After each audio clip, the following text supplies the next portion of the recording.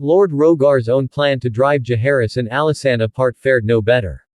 The young king and his queen were to spend their lives together, and though they would famously quarrel and part later in life, only to reunite, Septon Oswyck and Maester Culiper both tell us that never a cloud nor harsh word troubled their time together on Dragonstone before Jaehaerys reached his majority. Did Corianne Wild fail to bed the king? Is it possible that she never made the attempt? Is the whole tale of the meeting at the inn mayhaps a fiction? Any of these are possible. The author of A Caution for Young Girls would have it otherwise, but here that infamous text becomes even more unreliable, splintering off into half a dozen contradictory versions of events, each more vulgar than the last. It would not do for the wanton at the heart of that tale to admit that Jaehaerys had rejected her, or that she never found the opportunity to lure him into a bedchamber. Instead we are offered an assortment of lewd adventures, a veritable feast of filth. A wanton's tale insists that Lady Corianne not only bedded the king, but also all 7 members of the Kingsguard. His Grace supposedly gave her to Pate the Woodcock after he had sated his own lusts. Pate passed her to Sir Joffrey in turn, and so it went.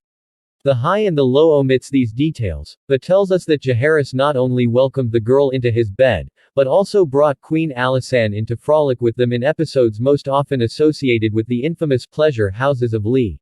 A somewhat more plausible tale is told in Sins of the Flesh, wherein Corianne Wild does indeed lure King Jaehaerys into her bed, only to find him fumbling, uncertain, and over-hasty, as many boys of his age are known to be when first abed with a maid. By the time, however, Lady Corianne had grown to admire and respect Queen Alysanne, as if she were my own little sister, and had developed warm feelings for Jaehaerys as well.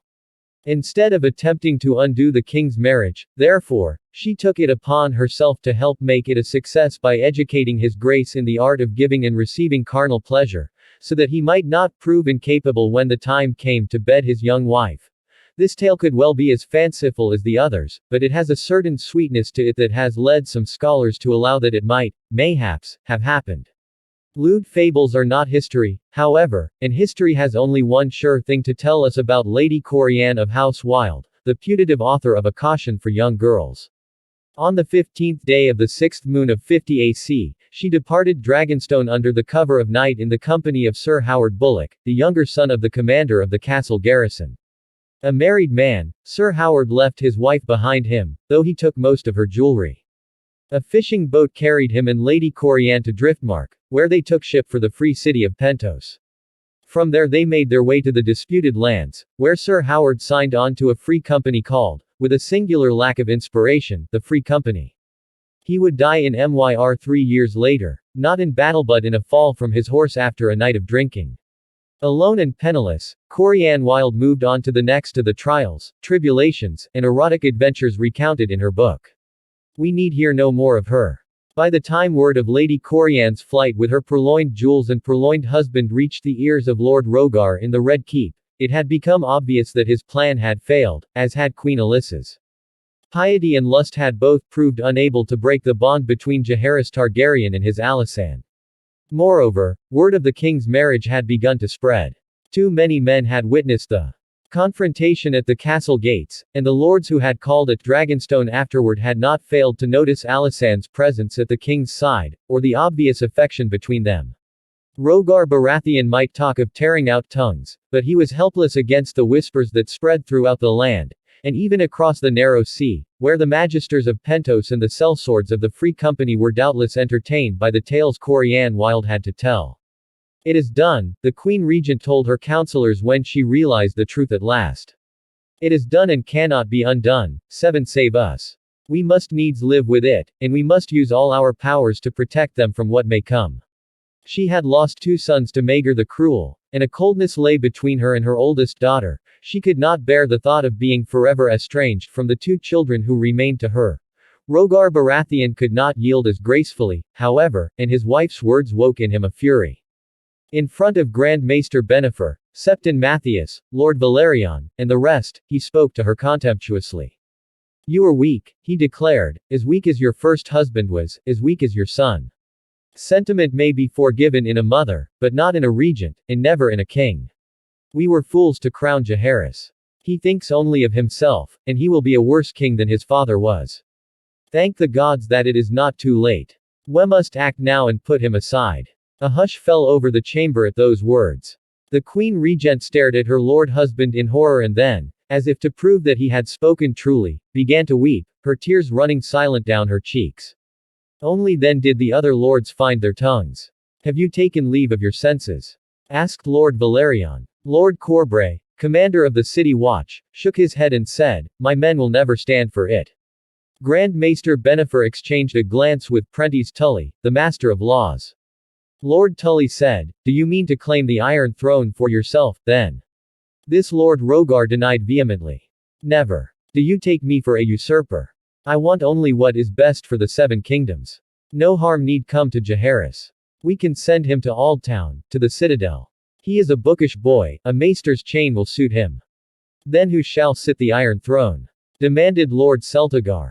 Princess Arya, Lord Rogar answered at once. There is a fire in her Jaehaerys does not have. She is young, but I can continue as her hand, shape her, guide her, teach her all she must know. She has the stronger claim. Her mother and father were King Ennis's first and secondborn, Jaehaerys was fourth. His fist slammed against the table then, Benefer tells us. Her mother will support her. Queen Rhaena. And Rhaena has a dragon. Grand Maester Benefer recorded what followed. A silence fell, though the same words were on the lips of us all. Jaehaerys and Alysanne have dragons too. Karl Corbray had fought in the battle beneath the god's eye, had witnessed the terrible sight of dragon fighting dragon. For the rest of us, the hand's words conjured visions of old Valyria before the doom, when Dragonlord contended with Dragonlord for supremacy. It was an awful vision. It was Queen Alyssa who broke the spell, through her tears. I am the Queen Regent, she reminded them. Until my son shall come of age, all of you serve at my pleasure. Including the hand of the king. When she turned to her lord husband, Benefer tells us that her eyes looked as hard and dark as obsidian. Your service no longer pleases me, Lord Rogar. Leave us and return to Storm's End, and we need never speak again of your treason. Rogar Baratheon looked at her incredulously. Woman, you think you can dismiss me? No. He laughed. No. That was when Lord Corbray rose to his feet and drew his sword, the Valyrian steel blade called Lady Forlorn that was the pride of his house. Yes, he said, and laid the blade upon the table, its point toward Lord Rogar. Then and only then did his lordship realize that he had gone too far, that he stood alone against every man in the room. Or so Benefer tells us. His lordship said no further word. His face pale, he stood and removed the golden brooch that Queen Alyssa had given him as a token of his office, flung it at her contemptuously, and strode from the room. He took his leave of King's Landing that very night, crossing the Blackwater Rush with his brother Oren. There he lingered for 6 days, whilst his brother Ronald assembled their knights and men at arms for the march home. Legend tells us that Lord Rogar awaited their coming in the selfsame inn beside the ferry where he, or his brother Boris, had met with Corianne Wild. When the Baratheon brothers and their levies finally set out for Storm's End, they had barely half as many men as had marched with them 2 years before to topple Maegor. The rest, it would seem, preferred the alleys and inns and temptations of the great city to the rainy woods, green hills, and moss-covered cottages of the Stormlands. I never lost so many men in battle as I did to the fleshpots and alehouses of King's Landing, Lord Rogar would say bitterly. One of those lost was Arya Targaryen.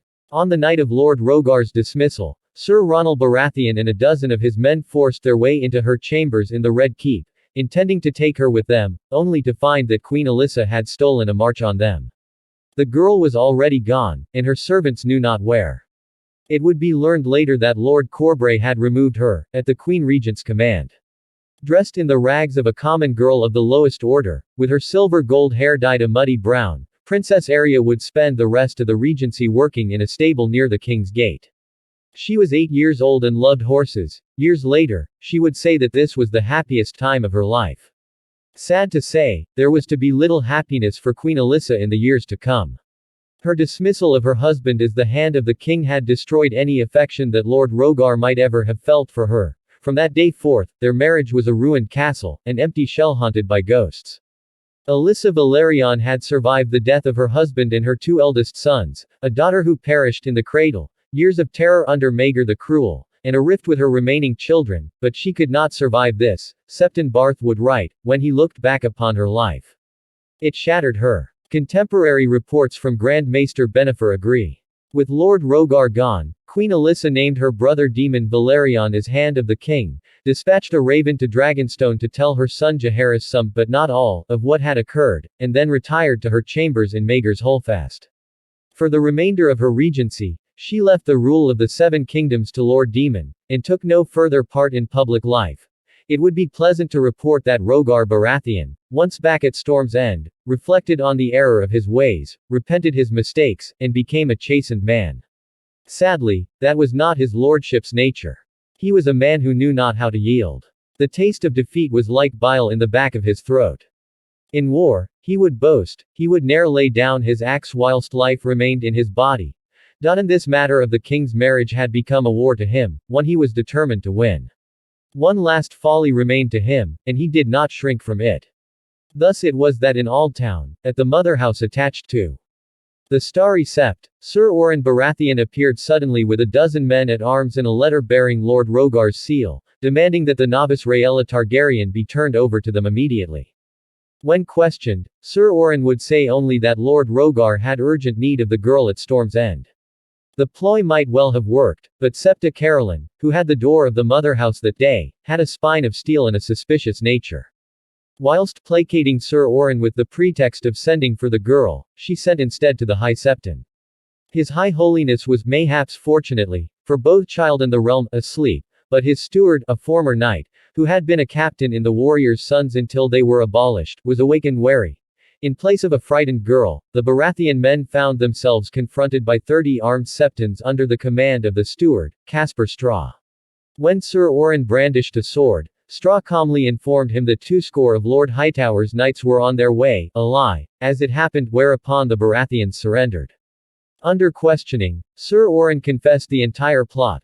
He was to deliver the girl to Storm's End, where Lord Rhaegar planned to force her to confess that she was the actual Princess Arya, not Rhaella. Then he meant to name her queen. The father of the faithful, a man as gentle as he was weak of will, heard Oren Baratheon's confession and forgave him.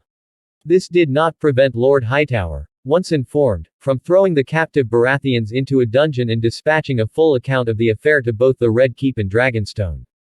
Donal Hightower, who had rightly been named Donal the Delayer for his reluctance to take the field against Septon Moon and his followers, seemed to have no fear of offending Storm's End by imprisoning Lord Rhaegar's own brother. Let him come and try to prize him free, he said when his maester worried about how the former hand might react. His own wife took his hand and cut his balls off, and soon enough the king will have his head. Across the width of Westeros, Rhaegar Baratheon fumed enraged when he learned of his brother's failure and imprisonment. But he did not call his banners, as many had feared. Instead he fell into despair. I am done, he told his own maester glumly. It is the wall for me, if the gods are good. If not, the boy will have my head and make a gift of it to his mother. Having sired no children by either of his wives, he commanded his maester to draft a will and confession, wherein he absolved his brothers Borrhys, Garon, and Ronal of having played any role in his wrongdoing, begged for mercy for his youngest brother, Oren, and named Sir Borrhys as heir to Storm's End. All I did and all I tried to do was for the good of the realm and the Iron Throne, he did. His lordship would not have long to wait to know his fate.